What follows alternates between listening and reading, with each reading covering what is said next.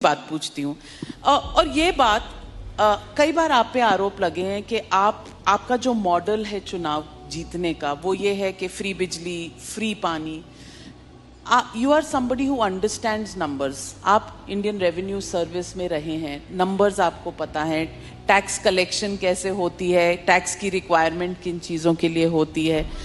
क्या ये फ्री के जो पॉपुलिस्ट बांटने की इलेक्शंस के दौरान जो ये एक आदत सी पॉलिटिकल पार्टीज में बन गई है, क्या ये लॉन्ग टर्म सस्टेनेबल है? क्या ये गुड पॉलिटिक्स है? बहुत अच्छी पॉलिटिक्स है, सबको करनी चाहिए। मैं आपको बताता हूँ क्यों। इसकी इकोनॉमिक्स भी समझाता हूँ आपको और इसकी पॉलिटिक्स भी समझाता हूँ आपको। सबसे पहली बेसिक बात, इन सारे मंत्रियों को और इन सारे एमएलएज को बिजली फ्री मिलती है। इनको जब बिजली फ्री मिलती है तो उसको फ्री भी नहीं बोलते, और जब जनता को, इनको 4-4 हज़ार यूनिट बिजली फ्री मिलती है महीने की, और मैं जनता को 200 यूनिट फ्री बिजली देता हूं तो इनको सबको तकलीफ होती है। क्यों? अगर इन मंत्रियों को जो फैसिलिटी मिलती है मैं अपनी जनता को देना चाहता हूं तो इनको क्यों तकलीफ होती है? इन सारे मंत्रियों को और एमएलएज और एमपीज का सारा इलाज का खर्चा फ्री है। कोई बीमार हो जाए इनके घर का सारा फ्री है। तो अगर मैंने अपने दिल्ली के लोगों का इलाज फ्री कर दिया तो इनको क्यों तकलीफ होती है? जो जो चीजें इन मंत्रियों को और इन संतरियों को मिलती है मैं अपने लोगों को देना चाहता हूं, नंबर 1। दूसरी चीज, अगर मैं, एक समय था जब मैंने सुना था कि राजनीति के अंदर एक समय था जब फ्री बांटते थे, और फ्री बांटने का पैसा कहां से आता था? सरकार लोन लेती थी और लोन लेके उस पैसे से फ्री बांटते थे। That is not good economics. अगर मैं, आपके पास जो पैसा है उस पैसे से, उसमें आपके टैक्स नहीं बढ़ा रहा, टैक्स उतना ही है, मैं घाटे में नहीं। आज दिल्ली सरकार पूरे देश में अकेली सरकार है जो फायदे में चल रही है, घाटे में नहीं चल रही।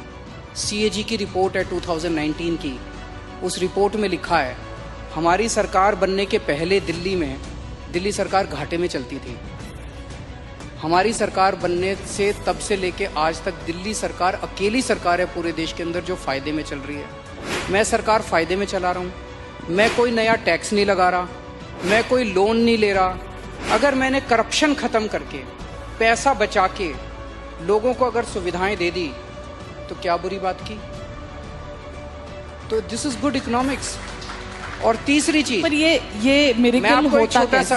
मैं एक छोटा सा एग्जांपल देता हूं। जैसे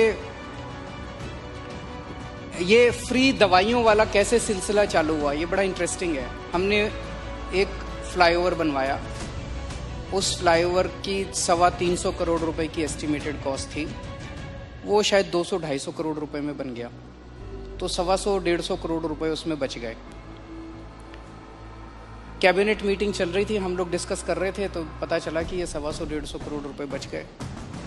हम ये डिस्कस कर रहे थे इस पैसे को कहाँ इस्तेमाल करें। तो मैंने कहा अगर हम सबका इलाज फ्री करना चाहें तो कितना खर्चा आएगा? So after 2-3 days they got back to me, they said 300-350 crore. So मैंने कहा ठीक है, इतना तो हम फ्लाईओवर बनाने में ही बचा लेंगे, इतना का पैसा। तो अगर मैंने फ्लाईओवर बचा के लोगों का इलाज फ्री कर दिया तो क्या बुराई है?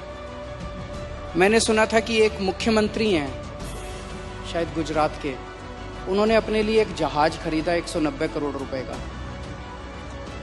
मैंने लिए अपने जहाज नहीं खरीदा, मैंने दिल्ली की सारी अपनी माँ बहनों का डीटीसी बसों में किराया मुफ्त कर दिया, 150 करोड़ का खर्चा आया। बताओ क्या बुराई है? So good politics and good economics, ये कर रहे हैं हम लोग। तो आपके पास ये कौन सा ऐसा फॉर्मूला है जिससे आप फ्री में भी देते हैं फिर भी आपकी सरकार जो है वो घाटे में नहीं, फायदे में है? ईमानदारी, सही नियत, बस, और कुछ नहीं है। मैं बहुत छोटा हूँ, मेरा एक्सपीरियंस भी बहुत छोटा है, लेकिन मेरा 5-7 साल का सरकार चलाने का एक्सपीरियंस ये कहता है कि किसी भी सरकार में पैसे की कमी नहीं है। मैं ब्लैंकेट स्टेटमेंट दे रहा हूँ, किसी भी राज्य सरकार में और किसी भी केंद्र सरकार में पैसे की कमी नहीं है, नीयत की कमी है।